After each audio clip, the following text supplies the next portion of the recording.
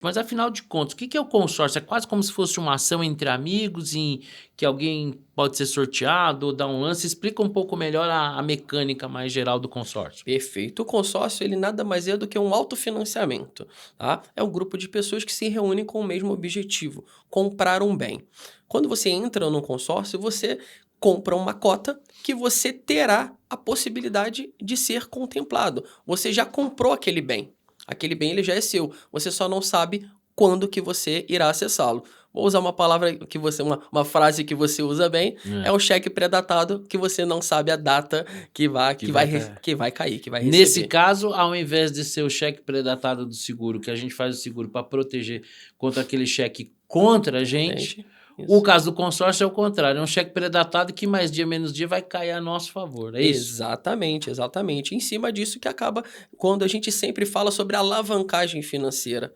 O poder que o consórcio tem em te entregar em pouco tempo o que você levaria anos para juntar se você pegasse esse dinheiro e guardasse, por exemplo. Tá. Me diz uma coisa, o que que eu percebo aqui em termos de mercado financeiro? Para quem é mais novo vai até dar risada, mas eu era mocinho e o primeiro consórcio que eu fiz foi comprar um videocassete.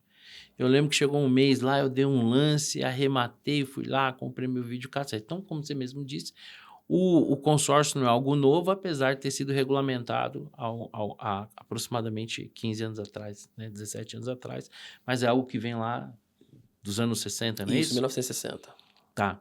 Mas uma coisa que eu percebi, Gabriel, é que parece que 2025 é o ano do consórcio, né? Eu não sei o quanto disso pode ser com o fato da gente estar vivendo um topo de alta de taxa de juros, talvez isso esteja uma interferência.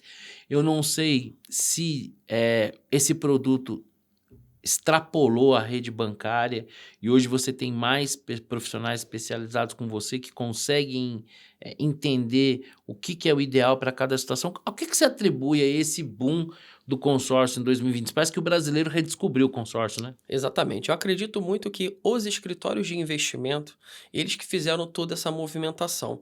Logo após, outras administradoras foram criadas, né? A gente tem diversas empresas que não trabalhavam com consórcio e hoje tem um consórcio Nós somos dentro a dela. prova viva disso, né? A sua área, hoje que você é responsável pela área de consórcio na Nucleopar, era algo que há um ano e pouco atrás a gente não tinha. Exatamente, exatamente. E por conta disso, o consórcio, em relação à taxa de juros, ela é muito positiva para o consórcio. Mas mesmo na época que a taxa Selic foi lá a 2%, por exemplo, na época da pandemia, um financiamento, por exemplo, ele chegou no mínimo de 6,99 ao ano. E o consórcio, mesmo assim, ele ainda tem uma taxa de 1% ao ano. É No- isso que eu queria que você me explicasse. Como é que o fato da taxa de juros estar muito alto, e isso acabar sendo até benéfico para o consórcio como um produto? Porque num cenário como esse, ele é uma alternativa mais barata, é isso? Muito mais barata, tá? Porque o consórcio ele não tem juros. Ele tem a taxa de administração.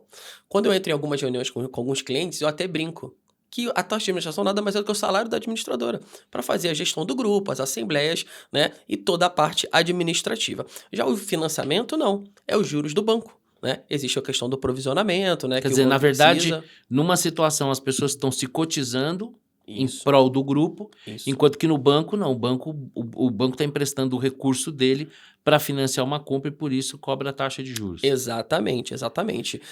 Como eu falei no início, como o consórcio é um grupo, é um autofinanciamento, as pessoas mesmo estão se autofinanciando, não há necessidade da administradora cobrar juros. Ela só cobra a taxa de administração, que é infinitamente mais barata do que um financiamento. Tá.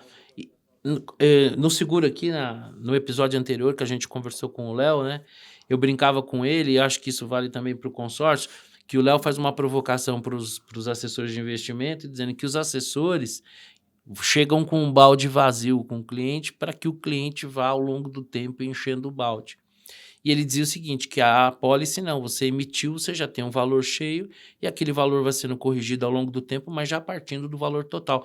A gente pode fazer um paralelo com o consórcio. O consórcio é mais ou menos isso, né?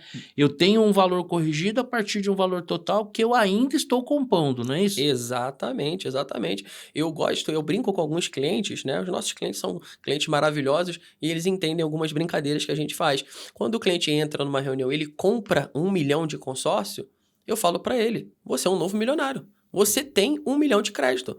Só que a gente vai fazer o inverso do que o brasileiro está acostumado, que é entrar no financiamento e pagar durante 30 anos. No consórcio, você vai entrar já lá com o seu tijolinho lá, pagando a sua parcelinha pequena, por um crédito que você já está protegendo. Em ambos os sentidos. A taxa Selic hoje ela está em 15. Se ela cair, o teu investimento cairá também, a tua rentabilidade. O consórcio não. Ele vai manter o reajuste para poder manter o teu poder de compra. Tira uma dúvida minha, é muito interessante o que você falou. O brasileiro, por natureza, ele é imediatista, né? Exatamente. Você de uma geração mais jovem que a minha geração, eu tenho 58 anos, né? Então eu vivi uma vida adulta já, eu já era pai em 90, quando a gente lidou ali, que o nosso grande desafio como sociedade era debelar a inflação. Então, nós desaprendemos ao longo da nossa história a acreditar no poder de valor da moeda.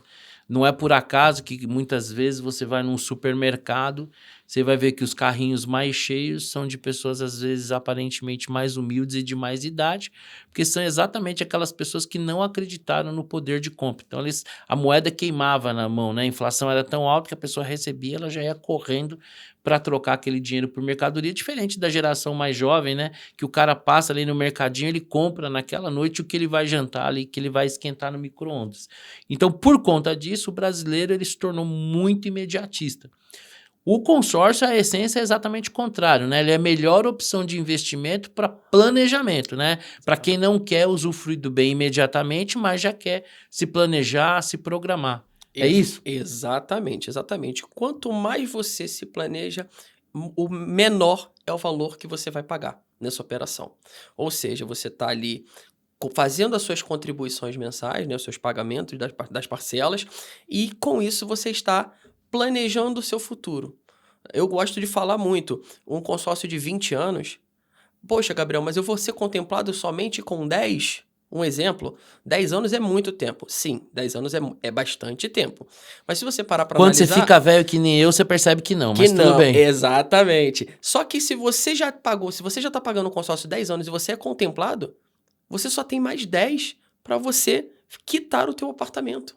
Que se você fosse fazer uma compra, levaria muito mais tempo Muito mais. e você estaria pegando emprestado o dinheiro de alguém que vai te cobrar uns juros por isso, diferente do consórcio. Exatamente, exatamente. E pegando esse gancho, como a gente tem algumas campanhas de metade da parcela, a gente colocando isso numa planilha que a gente criou, se o cliente colocar o mesmo valor de parcela partindo do zero no investimento, ele vai levar entre 12 e 14 anos para se assimilar ao consórcio, para chegar na mesma régua. Se eu pego um consórcio de 16 anos, eu estou dizendo para você que de 16 anos, 14 anos foi mais vantagem você fazer o consórcio para comprar o teu imóvel Do que se tivesse feito o do próprio que se financiamento. tivesse feito um investimento. Um investimento. O investimento. Exatamente. Então, de 16 anos, eu estou falando que somente os últimos 2 anos não teria valido a pena. Ou seja, a chance de você ser contemplado em 14 anos é muito grande. Aqui na Nucleopar, por exemplo, nós temos clientes contemplados Quase todos os meses, né? todos os meses. Eu vejo você colocar lá no grupo comemorando, ó, tivemos mais um cliente contemplado e tal. Exatamente. E como hoje a gente tem muitos clientes ativos no consórcio, a quantidade de clientes que são contemplados no sorteio está muito grande. Devido à diversificação dos grupos, devido à quantidade de cotas. E, então, referente a tudo isso, a gente acaba tendo sempre contemplados no mês. Deixa eu te falar uma coisa, você falou de contemplação, quer dizer, você pode ser contemplado logo no começo, no meio e no final do período. A contemplação no começo, ela representa uma possibilidade, inclusive, de um ganho inesperado, né? Porque existe um mercado de negociação de crédito. Como é que é isso aí, Gabriel? Existe um mercado secundário que está em alta, que é o mercado da compra e da venda da carta contemplada, tá? Você sendo contemplado até um X período, que a gente gosta de trabalhar... Qual que é o ideal? Assim, até o primeiro terço do período? Uma média, até o 5º ano, ainda você vai ter Num consórcio de quantos anos? de 16. Então até no primeiro terço do período. Isso, exatamente. Você ainda consegue vender essa carta com ágio. Ou seja, o que me perguntam muito, Gabriel, consórcio é investimento? Não, consórcio ele é um produto, mas ele pode se tornar um investimento você sendo contemplado no sorteio. Tá? Quer dizer, se você for contemplado precocemente, você tem a possibilidade de ter sobre aquele crédito um ágio que Isso. transforma aquela operação num investimento super rentável. Exatamente, exatamente. A gente teve um caso de um cliente, por exemplo, de uma carta de 1 milhão, que ele foi contemplado no primeiro ano, ele tinha pago ali uma média de R$ 36 mil de parcela, ele fez a venda dessa carta contemplada por R$ 300 mil. Então, dentro desse plano... Nossa, chegou a dar água na boca. Não sei vocês que estão aqui nos bastidores, nós estamos sendo acompanhados aqui pelo Léo, que é o nosso responsável de marketing, responsável por coordenar toda essa estrutura, o Isaac aqui, que é da produção, que é um cara campeão, mas eu percebi que eles, que nem eu, ficaram com água na boca. Pode falar, tu ficou com água na boca, né, Léo? Pô, daquela provocada, né? Pô, pagou 36, recebeu 300, até eu que sou mais trouxa, né? Exatamente. Aí o que acontece nesse momento? Nesse momento a pessoa, ela cedeu a carta dela para uma outra pessoa, ganhando esse ágio. Eu gosto de falar que ela simplesmente ela ficou na fila e chegou o momento dela, só que ela passou a vez dela. E deve me parecer bastante razoável imaginar que com este ganho tão significativo que ela teve, né, tem aí uma parcela do acaso, uma parcela de sorte, mas aí ela pode alavancar, né? Pode fazer outras cartas usando desse próprio recurso, né? Que é o que acontece. Essa pessoa, quando a gente faz a venda da carta, automaticamente essa pessoa ela já contrata outro. Se essa pessoa não acreditava, a partir daquele momento ela está acreditando. E a pessoa que comprou já nessa intenção, ela concluiu o objetivo dela, que era vender a carta com ágio. Então, na verdade, assim, é um mecanismo das pessoas estarem transacionando recursos, mas sem o custo de estarem pegando emprestado de uma instituição financeira que, obviamente, a gente sabe cobraria uma taxa de juros, ainda mais agora que a gente está praticamente aí numa máxima histórica. Isso aí, exatamente.